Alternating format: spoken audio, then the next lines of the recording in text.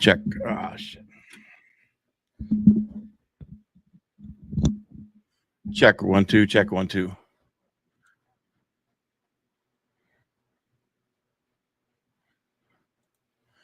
Okay, everybody stand by. I don't know what's going on. I don't know if this is the verdict or not. I had to rush in here. I had to change my shirt. I hope I don't have mustard on my face. I was just eating lunch, late lunch. Okay, all I know is stand by. Let me gather everything. Let me get on to let's go to let me go to Katie Fang, who's in the courtroom with NBC.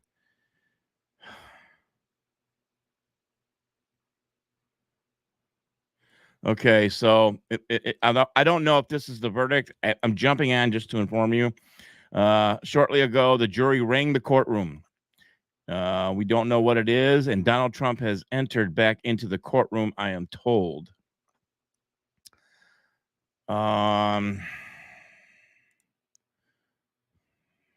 Again, this is not a scheduled podcast. You're just going to have to deal with me right now.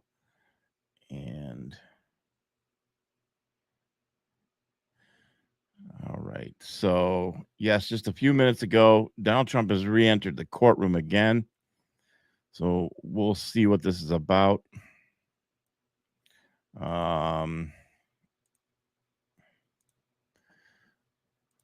I don't know. I promised everybody out here that I would break in live. I don't know. Like I said, I don't know if this is it. You can count on me from here on out. I have a plan to go live when the verdict is read. Yes, I am reading. Cheryl says they said the jury asked questions about the testimonies. Apparently, they are asking questions. I am on. Let me bring you up a. Let me share my screen here. We'll go here. I'm going to tell you where you guys can follow. If you are on X, a good source to follow. And I realize it's NBC, but they're in the courtroom and they've been there since day one. And that's Katie Fang. So, all right. So right there, let me change my background. Okay. So let me enlarge that. Let me get rid of me. We'll just put that there. Okay, so that's Katie Fang's page. Let me refresh it. I've been following her. So here's 6 minutes ago. Update. It's a note with 4 requests. They're asking for Pecker's testimony about 4 events. We'll stay right here to get a live update. I also have Fox on as well. Let me go over there and grab Fox. I did. Oh, boy. Okay, there it is. Okay, so let me go to Fox News. Stand by. Let me remove that. Stand by.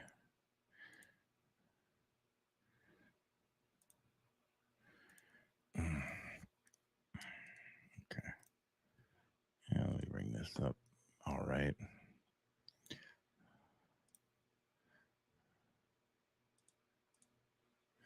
Okay.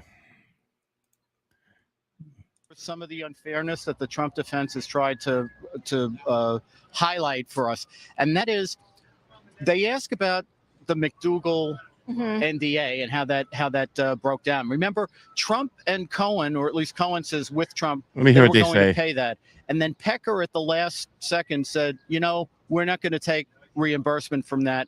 And what he testified was he talked to their general counsel, Right. and he suggested that there might be something criminal about that, and therefore they decided not to pay. So Trump is arguing that on the one hand, he wanted to make an advice of counsel defense, and the judge said, no, I'm not going to let that happen. And yet, on this very important aspect of the so-called scheme, the conspiracy to influence the election, they injected the what we infer is the opinion of a lawyer that what they were up to was criminal, which seems to me to be unfair. So again, the jury has asked, they put out a note. They want to hear some of the testimony from David Pecker and from Michael Cohen regarding a payout or possible buyout of Karen McDougal's story of her alleged affair with President Trump. And also they want to hear about the Trump Tower meeting. Our colleague, Jonathan Turley, says this, about that note. He says, notably, Joshua Steinglass, the prosecutor, emphasized with the jury that David Pecker met Donald Trump at Trump Tower in January 2017, and they discussed Karen McDougal. One of the most notable elements of the closing was that Steinglass said that Pecker testified that Trump thanked him for his help on the McDougal story. She's not part of this case. I mean, it's come in as relevant information, but there are no charges related to Karen McDougal in this case or any payout to her. Yeah, it is one of many baffling evidentiary rulings. It is propensity evidence, which usually is excluded. So this case had. Okay, so let me do this. So as you can see, I'm doing this in real time with you. It looks like the jury has requested some notes from the Cohen and Pecker testimony. I do know it is 3:23 p.m. here on the East Coast, and the jury is deliberating only to 4:30 today, so we only have just slightly over an hour left for them to deliberate. I'll stay on just a couple more minutes. If this is not the verdict, I'm going to get off here, but I'll take a couple minutes and we'll go to your comments. But we'll see what happens today. I mean, with the clock ticking, with pretty much just a little over an hour left, I doubt we'll get a verdict today. It'll probably carry over into tomorrow for sure. But then again, you never know what's going to happen. Maybe it's just something they need to see in these notes real quick and they might come back. I don't know. None of us know. So obviously every media outlet around the world, every independent journalist is watching this go by quickly. And we're ready to bring you the latest news as well.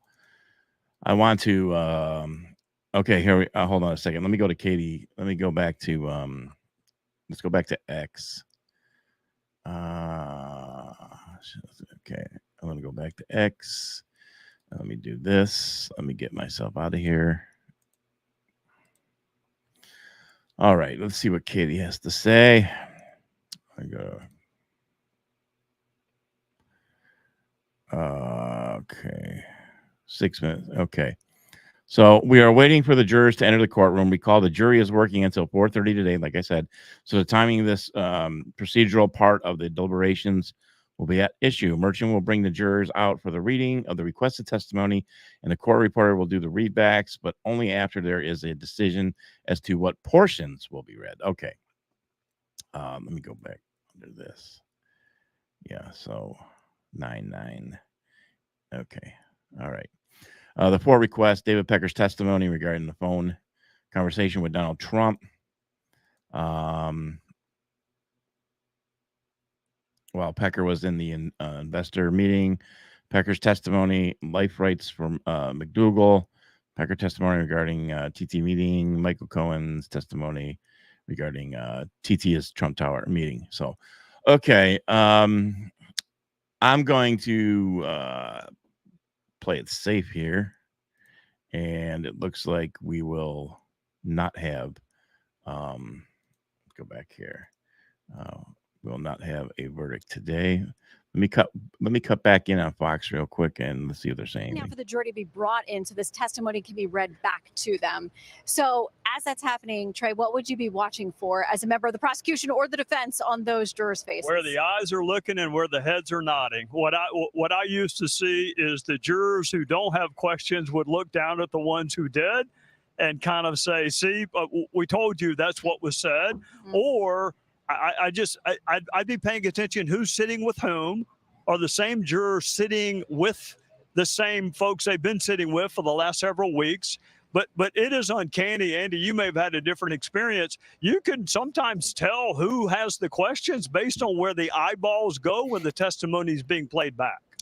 Yeah, I have similar experience with Trey. The other thing I would just note, if you want to know what it's like to be a lawyer in the room right now, when a jury has a note like this asking for testimony, you're frantic because you're going through the transcript and trying to make sure you accounted for everything that might be helpful to your side that is relevant and answers the question. So yes, you're very anxious to see the jury and you want to serve them quickly. If the jury has a question, you want to answer it like fast, but you also want to make sure you haven't missed anything that they should be right back.